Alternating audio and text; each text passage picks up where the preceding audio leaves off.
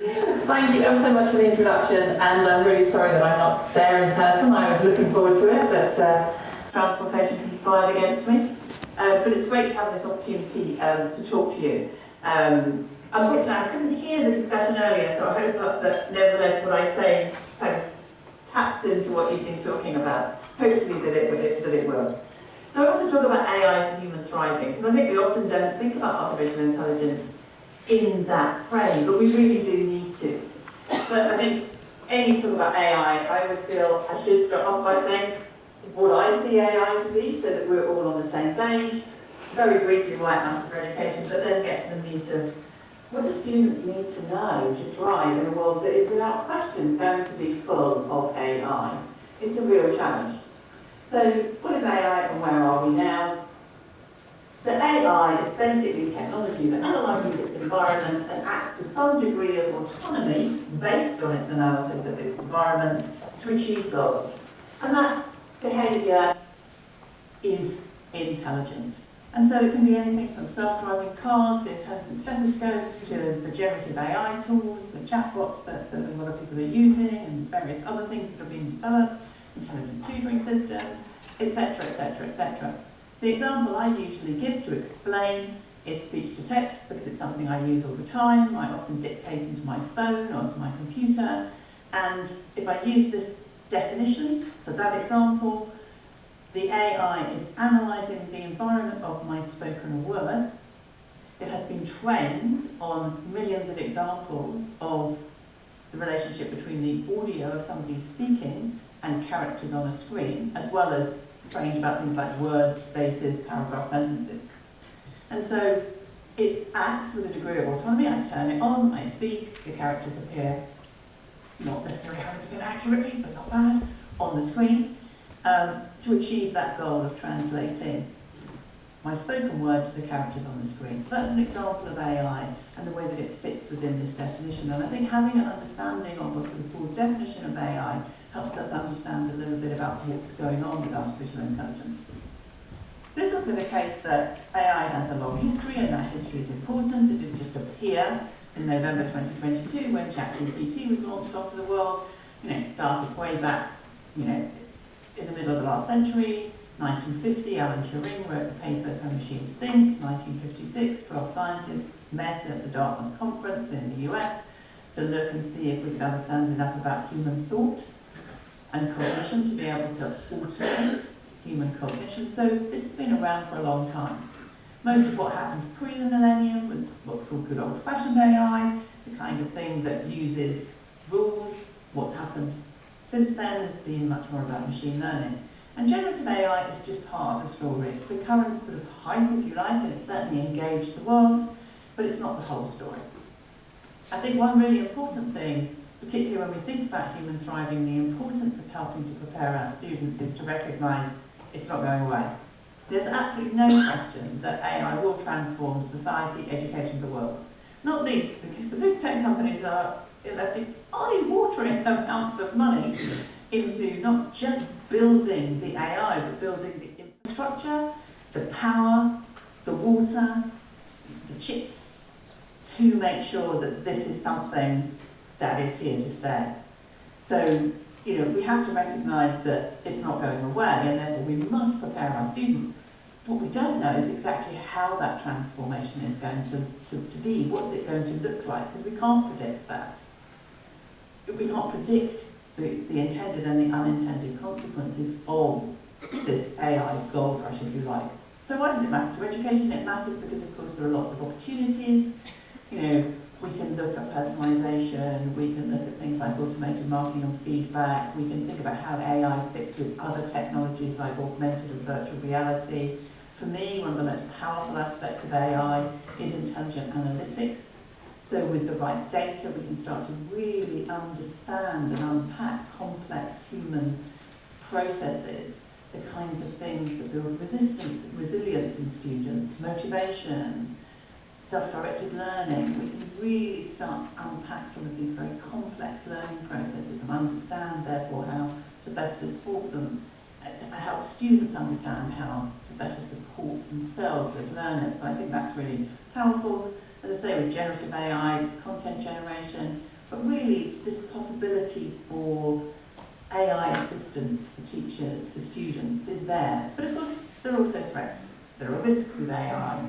Lack of transparency, inaccuracy, worries about personal data, about risks around privacy, inherent bias in many of these systems because they're trained on huge amounts of data, but it's not necessarily representative of the populations that then the AI is used for.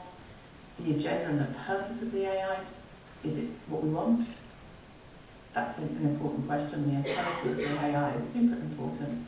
Ethics, safeguarding, and as I say, the unintended consequences that we can't predict.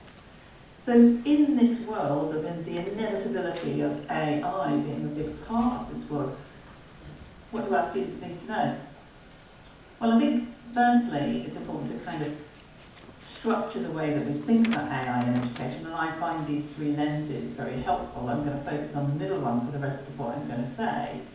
But I think, yes, AI is a tool that we can use in education to help us meet some of the big challenges, whether that is helping with things like marking and feedback, assistance, intelligent analytics, those tools that can be useful. The third one is also really important. We need to help people understand about AI. At the moment, there's a real lack of understanding in the main, not just within the education sector, but across the workplace as well, about how to really use AI effectively. And we need to help with lots of training to make sure that we help students and staff get up to speed so that they can use these tools safely and effectively and feel comfortable. But I want to focus on this middle one now, because there's no question in my mind that the point we're at the moment, with lots of very smart AI tools out there, huge amounts of investment in AI, that this is the moment when we as humans have to recognise it's time for us to get more intelligent, not less intelligent. And there's a real risk that it will go the other way. Now, right back in 2018, I was quite concerned about the way that we were failing to recognise the richness of our own human intelligence and overestimating what our AI could do. And I still think we fall into that trap, but the AI is super smart, but it's still limited in what it can do in comparison to us. And so back then I started to think about, well, what is it about human intelligence that's different to AI? Because surely if we want people to thrive, these are the things we need to focus on, because we don't want to have our education systems helping to produce a generation of students who do the same as the AI. Because actually they might not do it as well as the AI, because the things the AI is good at, it is really good at. But there's lots of things that we do that are intelligent that the AI can't do. So I want to think about that differentiation. So I spent quite a lot of time looking at the literature around intelligence, and although you'll see different aspects of intelligence on this slide, these aren't multiple intelligences, despite the fact that I've got worked on Howard Gardner on multiple intelligences. These are different ways in which we behave intelligently. And some of them are accessible to artificial intelligence and some of them aren't. And I think that really matters. So if we think about interdisciplinary academic intelligence, that's what a lot of our education systems are founded on. And it's important, and it's something AI is pretty good at. Meta-knowing intelligence is about epistemic cognition, not metacognition. It's about understanding what knowledge is and having a sophisticated personal epistemology, which, the majority of students quite frankly don't have. And actually we really need them to develop a much more sophisticated personal epistemology in order to help them, for example, understand how to differentiate fake from truth. So I think that's an increasingly important part. And part of that is accessible to AI as well. Social intelligence, well, it's what really matters, isn't it? For people like me who have Vygotsky, that's where intelligence comes from. It's our interactions in the world. But social intelligence is supremely part of who we are as humans. Now, AI can contribute that, it can be part of a team, but it hasn't got the whole of the social intelligence package. But it certainly has parts of it. But then these other meta-intelligences are real places where we can differentiate the artificial and the human. So metacognition, as we all know, super important for learning and is very much about our ability to reflect on our own thinking and processing. Now AI is learning to do this, but it's still quite embryonic. So we still have superiority on that at the moment. Meta-subjective intelligence is about our appreciation of our own emotional intelligence, the extent to which we are developing it or are not developing it, the extent to which those around us are emotionally intelligent, and that obviously feeds into how we interact with them socially. That's less accessible to AI.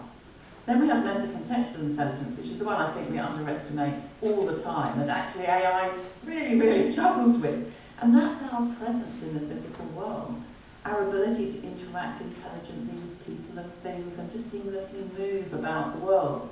You've only got to look at self-driving cars and how easily they're confused by having a cone put on their bonnet to realise how far away they are from the sophistication of our contextual understanding of our place in the world. And then we combine all of these intelligences, or elements of intelligence behaviour, to get our accurate perceived self-efficacy, which is of course what we want all of our students to have. So my point here is that not all of the ways in which we are intelligent are accessible to AI, and surely these orange ones that are far less accessible to AI ought to be where we should focus our attention if we really want to help our students thrive and be collaborators with the AI, but not overtaken by the AI. Because what really worries me is the thought that we might inadvertently offload the wrong things to the AI, because we'll get sucked into the hype about AI making our lives much easier. Things will be effortless, as Apple Intelligence tells us. But we know already that our brains change much more quickly than we previously thought. And the way, for example, that we've adopted GPS means that many of us are no longer able to navigate the world in traditional ways. Now, maybe that doesn't matter. Maybe it does. But my point is that if we offload the wrong things to the AI, and we stop being able to do them, I don't think that's a good thing for the future. So we need to make really wise decisions about what we let the AI do and what we make sure as humans we maintain the ability to do. And so what does that mean for what students learn? Need to learn? Well, I think, of course, numeracy and literacy are sacrosanct, they still need to be there. But I think maybe we need to think slightly differently about aspects like AI literacy, learning mastery, knowledge mastery, and in particular how we bring those into the assessment system. So learning mastery is all about those meta-intelligences, the sophisticated thinking and learning skills that we need our students to be able to do in order to be really good at learning. You know, AI is already it's really good at learning, and we need to be really sophisticated as learners. And that knowledge mastery needs to be, sort of knowledge of the world in the deepest, most sophisticated sense. So we have the learning mastery about knowledge of ourselves, and the knowledge mastery about mastery of knowledge. And then where do the traditional subject disciplines fit? They're still important, but maybe they're more the medium through which we develop these really sophisticated thinking and learning skills. We all know metacognition as an example is super important, but you can't learn it in a vacuum. You have to learn it through the medium of something, some activity, some subject. So maybe the subject disciplines are not just things we assess, but they're the medium through which we are able to then assess these really sophisticated thinking and learning skills.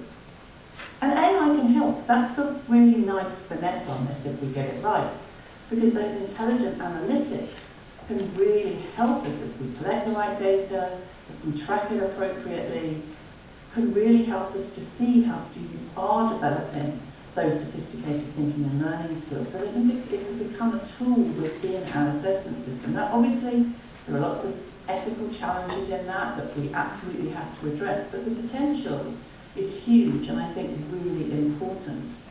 Because I think something that often gets overlooked when we think about the extent to which AI has progressed in the last 10, 20 years is that actually our understanding of human learning has progressed enormously as well. And so therefore it is possible to build these intelligent analytics because we understand a lot more about the complex learning process that help us to develop these sophisticated thinking and knowledge skills. Anyway, I'm going to stop there. I hope that I've achieved my aim in giving you that basic intro to AI, but then most importantly thinking about why that means this is the way we need to think about helping students to thrive. As Chris mentioned, as the EdTech podcast, I just wanted to say that actually just sent out an episode this week with 3 teachers talking about